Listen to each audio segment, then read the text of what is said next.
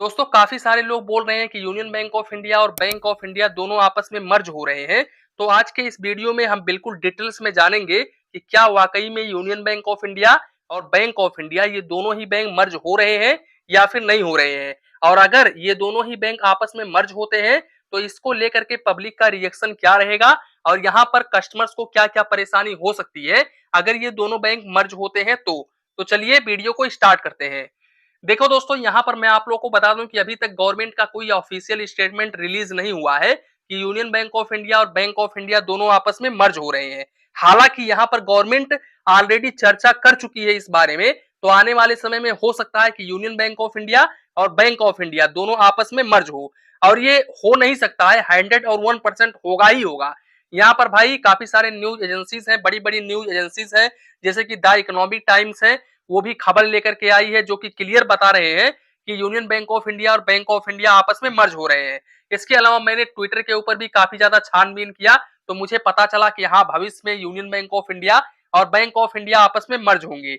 अब देखो, अगर ये दोनों बैंक आपस में मर्ज होते हैं तो इसको लेकर के कस्टमर्स के ऊपर क्या प्रभाव पड़ेगा। तो देखो, यहाँ पर आपका अकाउंट नंबर सेम का सेम रहेगा। अकाउंट नंबर को लेकर के आपके मन में बिल्कुल भी कंफ्यूजन नहीं होना चाहिए। इसके अलावा मैं आपको बता दूं कि यहाँ पर आईएफएससी कोड चेंज हो सकता है।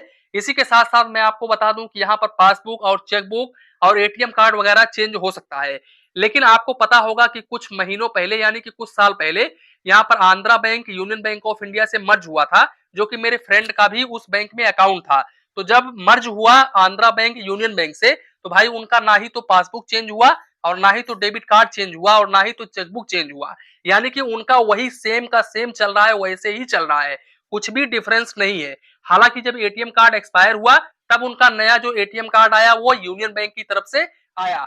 तो यहाँ पर आपको भी किसी भी प्रकार की कोई भी परेशानी नहीं होगी अगर ये दोनों बैंक मर्ज होते हैं तो।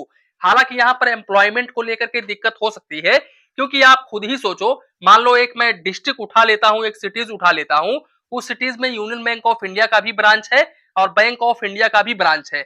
अब क्योंकि ये दोनों बैंक अगर मर्ज हो जाते हैं तो भाई उस सिटीज में सिर्फ एक ही बैंक बचेगा, अब वो यूनियन बैंक ऑफ इंडिया ही रहेगा।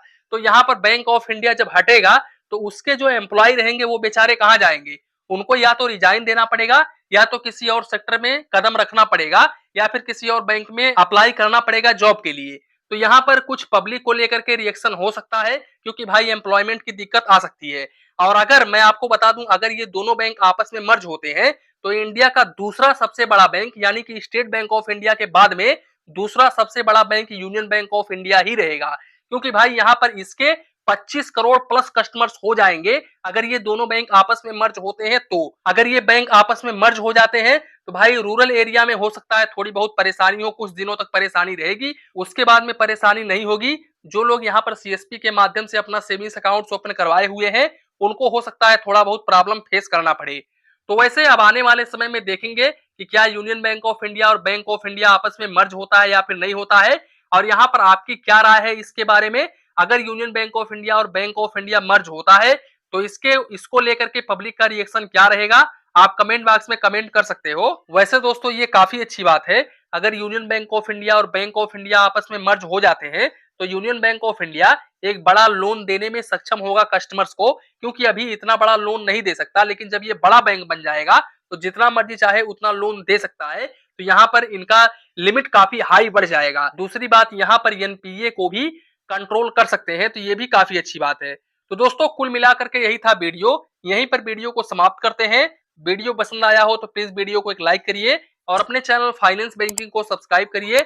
मन में कुछ डाउट हो, कंफ्यूजन हो तो प्लीज कमेंट करिए। धन्यवाद, मिलते हैं नेक्स्ट वीडियो में।